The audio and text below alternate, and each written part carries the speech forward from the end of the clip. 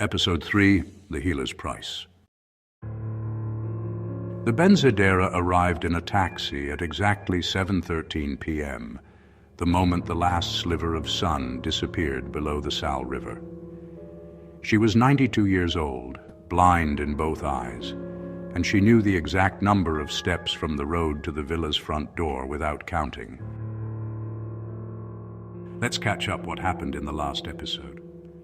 The De Silva family discovered something wearing the face of a dead woman named Anna, trapped in their chapel confessional, something that had been sealed there since 1996 by Father Joachim. Now it was free, inside their house, and using 6-year-old Eliza as a doorway. Tonight, they would attempt to send it back, or die trying. The old woman's name was Blandina Vaz, and she smelled like dried herbs and something sharper, something medicinal that made your eyes water. She wore a faded green gypsy gown and carried a cloth bag that clinked when she walked. Father Joachim met her at the door, and they spoke in rapid Konkani that Sebastian couldn't follow, but he caught certain words. Confessional, sealed wrong, the old binding. Blandina turned her milky white eyes toward where Sebastian stood, even though she couldn't possibly see him. "You are the father," she said in English, her accent thick, the one who thought moving to Goa would save your family from Mumbai's chaos. Instead, you brought them to something much older than chaos, much hungrier. She walked past him without waiting for a response, her gnarled hand trailing along the wall as she moved through the house. She stopped at the kitchen, at the locked chapel door, and pressed her palm flat against it. Her hand started trembling. She pulled it back quickly, like she'd touched something hot. "It knows I'm here," she said. "It remembers me. Ponda, 1984. I bound something similar in an old seminary. Took 3 priests and 4 days of fasting. 2 of the priests never spoke again afterward." She turned to Father Joachim. "You sealed her wrong, Joachim. You used church prayers, Latin words, holy water. But this thing is older than your Christ. Older than Rome. It came with the Portuguese, yes, but it didn't come from Portugal. It came from wherever their ships had been before that. Africa, perhaps, or somewhere with no name we'd recognize." Father Joachim's jaw tightened. "I did what the church taught me." "The church," Blandina said, "doesn't teach you about things like this. The church pretends they don't exist, and when they do exist, the church seals them away and forgets about them and hopes they stay forgotten." She pointed at the door. "This thing feeds on confession, on guilt, on the weight of sins spoken out loud. Every secret told in that box made it stronger. And Ana Pereira, poor girl, she gave it everything it needed." Sebastian needed to know. What did Anna confess? What was so terrible that Father Joachim sealed her with a demon? The old woman's face softened. "Anna didn't confess to murder, if that's what you're thinking. She confessed to mercy." She looked at Father Joachim. "Tell them. They deserve to know what they're fighting." Father Joachim closed his eyes. When he opened them, they were wet. Anna was 24. She worked at the mission hospital in Margao. In 1996, there was a man dying there, a fisherman named Vincent. Cancer, late stage. He was in terrible pain, begging for release. Anna helped him, gave him enough morphine that he went to sleep and didn't wake up. Then she came here, to this chapel, and confessed what she'd done. "Euthanasia," Maria whispered. "Murder, according to the church," Father Joachim said. "I couldn't give her absolution. I told her she needed to turn herself in, face earthly justice before she could receive heavenly mercy. She refused. She said God would understand even if I didn't. She was crying, sitting in that confessional, and she said she could feel something in there with her, something listening, something that whispered it could take her guilt away if she just opened herself to it." Blandina nodded, and she did. She let it in, just a crack, just enough, and that was all it needed. She died 3 days later, Father Joachim continued. They found her in the river, drowned. I thought if I sealed the confessional, sealed the thing inside, it would eventually starve. But I was wrong. It's been feeding for 29 years. Every family that lived here, every secret spoken in these rooms, it heard, it fed, and it waited for the right doorway. He looked at Eliza, who sat on the living room floor, humming that Portuguese song, drawing circles in the air with her waterlogged fingers. Sebastian felt rage building. You knew this thing was here, and you let people move into this house anyway. I reported it, Father Joachim said quietly. To the diocese, to the bishop. They sent investigators, performed their own rituals, declared the house cleansed. But I knew. I could feel it still here, just waiting. I tried to buy the property myself, keep it empty, but I'm a priest. I have no money, and the church has priorities. Buildings and monuments, not old villas by forgotten rivers. Enough, Blandina said. The past is done. She opened her cloth bag and pulled out items. Bundles of dried herbs, small bottles filled with dark liquids, a knife with a bone handle, candles made from something that wasn't wax, and a small wooden box tied with red string. We cannot kill it. These things don't die. But we can send it back through the doorway it came through. We can close that doorway permanently, and we can separate it from Anna's soul, let her rest. What do you need from us? Sebastian asked. Blandina's blind eyes found him again. Blood. Yours specifically, Father. The thing has tasted your family. It knows your scent. We need to offer it something more tempting, something voluntary. A binding requires consent, sacrifice. You'll cut your palm, let 3 drops fall on the confessional threshold, and invite it to take what it wants. Absolutely not, Maria said immediately. There's no other way, Blandina replied. The thing respects old laws, old rules. It cannot take what isn't offered. But once offered, she didn't finish the sentence. Once offered what? Sebastian demanded. Once offered, it will try to take everything. Your blood, your will, your soul. You'll have maybe 30 seconds before it overwhelms you. In those 30 seconds, I'll perform the binding. Trap it between your invitation and my rejection. Squeeze it back through the doorway. But if you hesitate, if you pull away, if your offering isn't genuine, she shrugged, then it takes you, and probably your family too. The chapel door rattled in its frame, like something inside had heard every word. Aaron spoke for the first time in hours. Dad, don't. But Sebastian was already nodding. What choice do we have? He looked at his family, at Maria's terrified face, at the boys huddled together, at Eliza, who was starting to look less like his daughter and more like something else. We do this now, or we lose her completely. Blandina began preparing. She drew symbols on the kitchen floor around the chapel door, using what looked like ash mixed with oil. She lit the strange candles, placed them at specific points, and the smell they produced was acrid, chemical, like burning hair.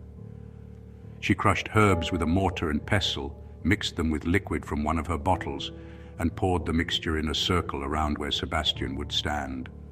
Father Joachim blessed himself repeatedly, clutched his Bible like a shield, and positioned himself between the door and the family.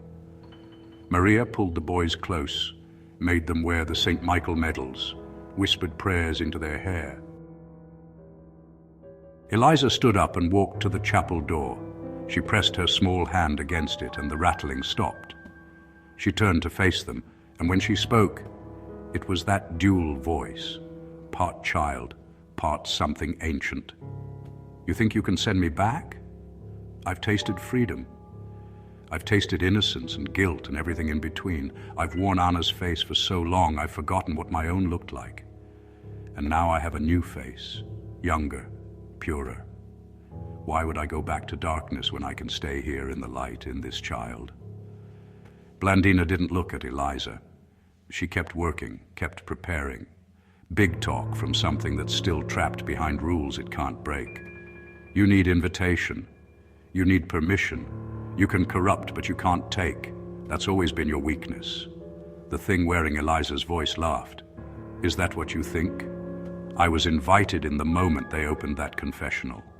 I've been eating this family's fear for days. The mother who lies awake hearing her dead mother's voice. The father who sees me in his computer screen. The boys who watch me pace by the river. And sweet Eliza, who holds my hand every night and tells me her secrets. I'm already inside, old woman, you're too late. Then you should be able to open that door yourself, Blandina replied calmly. Go ahead, try. Eliza's hand pulled at the doorknob. It didn't move. She pulled harder, her child's body straining with unnatural strength. The door remained locked. You're between, Blandina said. Not fully in Anna, not fully in the child. Stretched thin across 3 decades and 2 souls. Weakest you've been in years. Perfect time to send you home. She nodded to Sebastian. Now. Sebastian stepped into the circle she'd drawn. Blandina handed him the bone-handled knife, cut deep. The offering must hurt. Pain gives it weight, makes it real.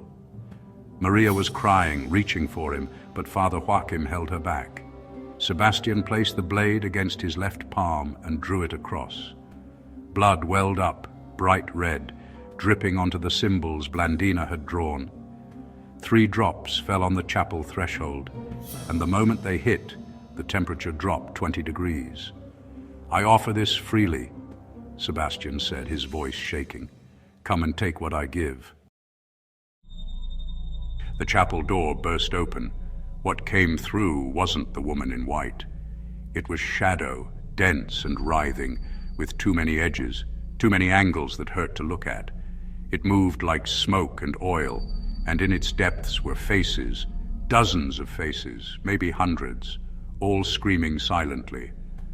Anna's face was among them, young and terrified, trapped, and other faces too, older, going back decades, maybe centuries.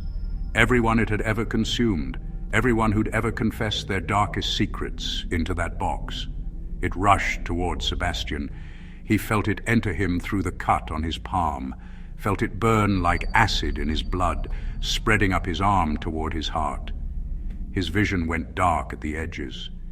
He heard screaming, Maria, the boys, Eliza, but it sounded distant, underwater. Blandina moved fast for a 92-year-old blind woman. She grabbed Sebastian's bleeding hand, pressed something into the wound, something that felt like broken glass and fire, and began chanting. Not in Konkani, not in Portuguese, not in any language Sebastian recognized. Old words, harsh and guttural, words that made the air itself recoil. The shadow thing convulsed.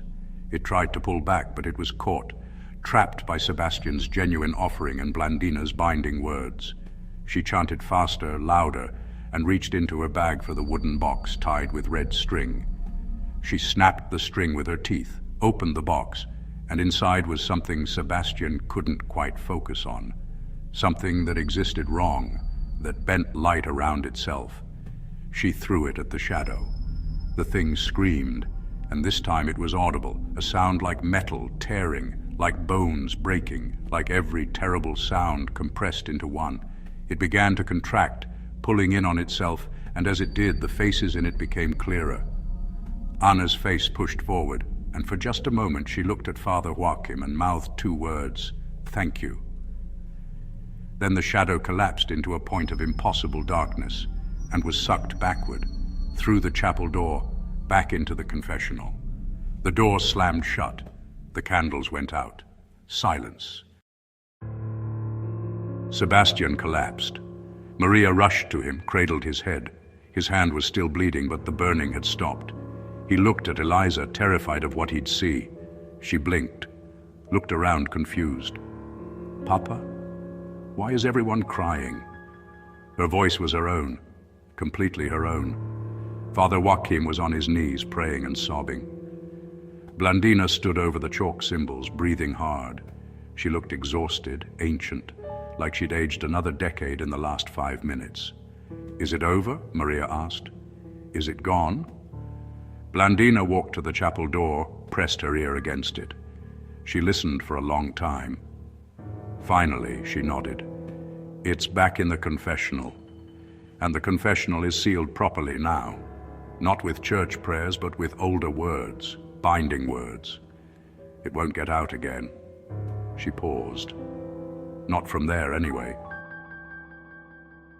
What does that mean? Sebastian asked, getting to his feet with Maria's help. The old woman's face was grim. It means I answered the question you asked. I sent it back, separated it from Anna, let her soul rest. But you asked the wrong question. She turned to face them. You should have asked, why was there something already in that confessional when the chapel was built? Why was this house constructed around it instead of the other way around? Father Joachim looked up, his face pale. What are you saying? I'm saying this house isn't haunted, Blandina said quietly. This house is a container. Someone built it deliberately, built the chapel specifically, placed the confessional exactly where it needed to be, to keep something sealed, something much worse than what you just sent back. And that thing has been down there, under the foundation, for over 200 years. She pointed at the floor. The Portuguese didn't build this house as a home. They built it as a prison. And every family that's ever lived here, every person who's ever confessed in that chapel, has been feeding what's buried beneath you, making it stronger, preparing it. Sebastian felt sick. Preparing it for what? Blandina picked up her bag, started putting her items away. For the day, someone broke the seals and let enough of its essence out that it could finally wake up what's below. Which is exactly what happened when the Fernandez family opened that confessional 4 years ago, and again when you arrived. She walked to the front door, paused. Tonight, you closed one door, but you opened another. What's under this house has been asleep for 2 centuries. It's awake now, and it's hungry. Wait, Sebastian called after her. You can't just leave. Help us. Tell us what to do. Blandina looked back with her blind eyes. There's nothing to do. You can't fight what's coming.